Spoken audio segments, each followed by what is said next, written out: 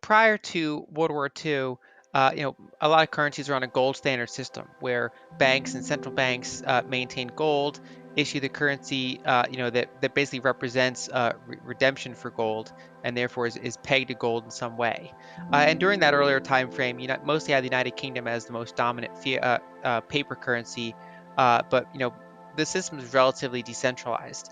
But then starting in 1944, the world shifted to a Bretton Woods system. And so in that system, the United States, due to World War II, a lot of countries shipped over their gold to the United States. Also, the United States, confiscated gold from its citizens. I mean, they paid for it, but all citizens had to turn their gold in. And so the United States had by far the most gold reserves. And to have a system of kind of neutral exchange rates, fixed exchange rates, the dollar was pegged to gold, and most other currencies were pegged to the dollar. And so that was the system that was in place for several decades, starting in 1944. And that had a variety of benefits and costs. But eventually the system broke down because the amount of dollar liabilities far exceeded the amount of gold that the U.S. could reasonably back those dollars with. And so in 1971, President Nixon closed the gold window, and we shifted more towards a completely global fiat currency system. So every currency in the world is paper, it's free floating, and it's not really pegged to anything in particular. However, in the early 1970s, a variety of foreign policy decisions led to the creation of the next system, which is the petrodollar system. And under that system, there are multiple countries that produce oil have agreed with the United States to only sell their oil in dollars. And so what that means is that even if France, for example, buys oil from Saudi Arabia, they pay in dollars, even though it's neither of their currencies. And so that does a couple things. One is it creates global demand for dollars because every country in the world now needs dollars because they need oil. And most of the places to get oil only sell it in dollars. And so many of those other countries also sell their international wares in dollars, so they can get dollars.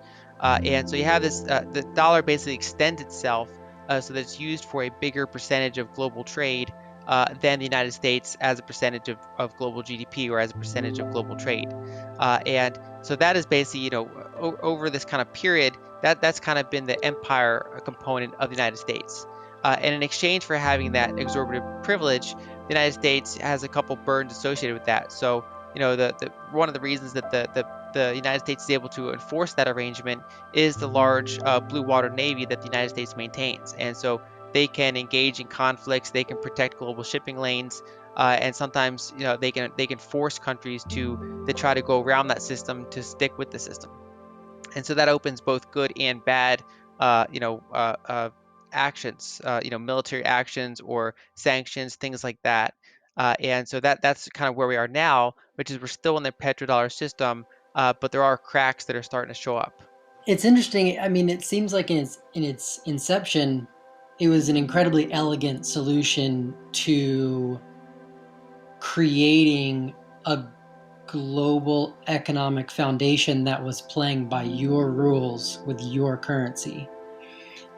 And so we fast forward to today, where it's it's not in the favor of the U.S. And maybe we can walk into that a little bit, because you mentioned in the Bretton Woods system, it broke down because an inherent flaw where there was too many liabilities, and so the U.S. is just paying out its gold, and it was going to defund the entire nation. It was going to lose its gold reserves, and so can we look a little more? What's that inherent flaw of the petrodollar system that we're kind of really seeing some cracks form today? So the flaw of the petrodollar system is that in order for the entire world to use dollars in order to buy and sell oil, you need to have a lot of dollars out there in the global economy. And the main way that the dollars get out there is that the United States runs persistent current account deficits, which are what most people would know as trade deficits, plus some other variables thrown in. And so basically, the United States is in a perpetual position where it consumes more than it produces, and it exports a lot of dollars to the rest of the world.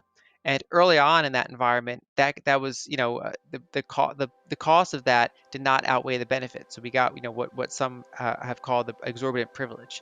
But over time, the benefits have been relatively static while the costs have continued to grow. So the United States has rapidly drawn down its industrial base, more so than many other developed countries such as Germany or Japan. And so we have exported our supply chains to emerging markets at a much more rapid and thorough rate than many of our other developed peers, because we're basically maintaining this petrodollar system. And so that has put a lot of burdens on the blue collar workers, especially, and more, more broadly, the entire kind of working and middle class. While many people that work in finance or government or healthcare or technology, they've benefited because they haven't really been harmed by some of those forces. And so, it leads to some degree of populism. It leads to wealth concentration. And so we basically kind of hollowed out some of those things in exchange for maintaining our hegemonic status.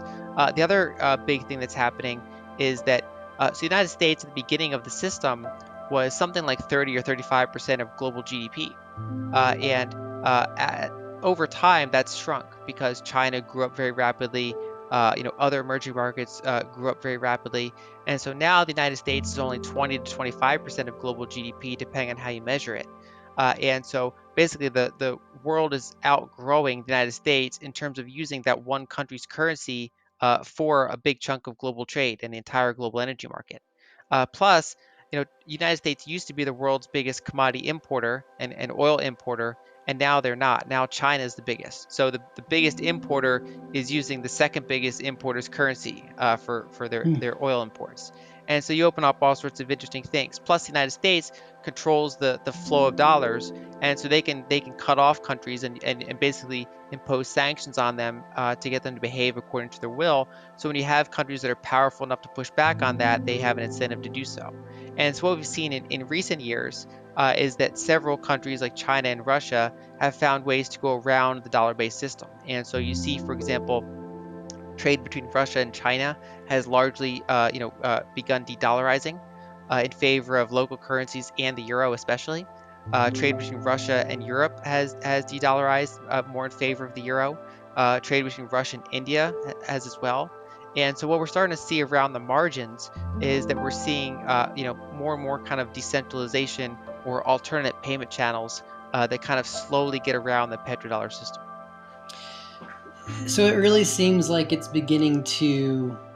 There's almost an end in sight externally. There's all these factors. It's not working externally, and then internally, there's there's an end date. As you say, we can't hollow out the industrialization forever. It's like the gold reserves. It's almost in oversimplistic terms. It's math. There's an end date. This is ending. I I saw on one of your a report you recently put out about the petrodollar system.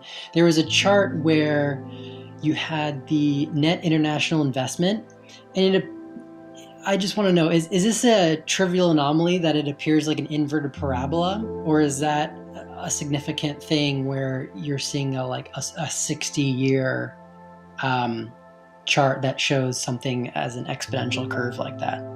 Yeah, that's a significant thing. Basically, for a while that was a kind of a not changing very rapidly, and the United States has a positive net international investment position. So for people watching this, net international investment position is a measure of how much foreign assets your country owns minus how much of your assets that foreign countries own. And it can be expressed as a percentage of GDP or in absolute terms. And so if you run persistent trade surpluses like Japan or Germany, you end up accumulating a lot of foreign assets because you get a lot of dollars and you invest those dollars out in the world, and so you own more foreign assets than foreigners own of your assets.